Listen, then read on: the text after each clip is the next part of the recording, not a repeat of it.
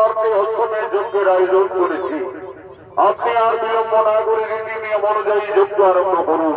রাজা রামচন্দ্রের আদেশে গুরু গুরু বৈশিষ্ট্য সঙ্গে সঙ্গে অশ্বমের যজ্ঞ শুরু করলেন। ওম নমঃ শ্রী অগ্নিদেবায় নমঃ নমঃ। যজ্ঞ সভায় অশ্বমের যজ্ঞের ঘোড়া আসছে।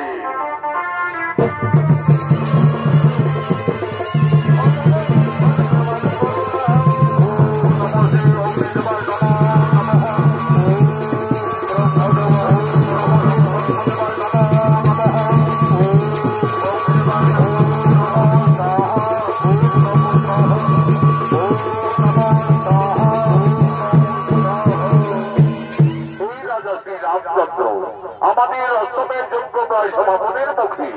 আর বিলম্ব না করে এই অশ্বমের যজ্ঞের ঘোড়ার কপালে সুন্দরভাবে সম্মান করে লিপিবদ্ধ করুন।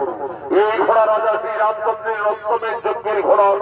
এই ঘোড়া যতদূর পরিভ্রমণ করবে ততদূর অযোধ্যার সীমানা বলে পরিচিত থাকবে। আর যদি কেউ বাহুবলে এই ঘোড়াকে বন্দী করে তাহলে রাজা শ্রী রামচন্দ্রের সঙ্গে যুদ্ধ করতে হবে। কুলগুরু বৈশিষ্ট্যের আদেশে রাজা রামচন্দ্র অশ্বমের যজ্ঞের ঘোড়ার কপালে সম্মান করে লিপিবদ্ধ করিলেন। ঘোড়া যজ্ঞস্থল থেকে যাচ্ছেন। ঘোড়ার পিছনে পিছনে অযোধ্যার সমস্ত সেনারও যেতে লাগলেন।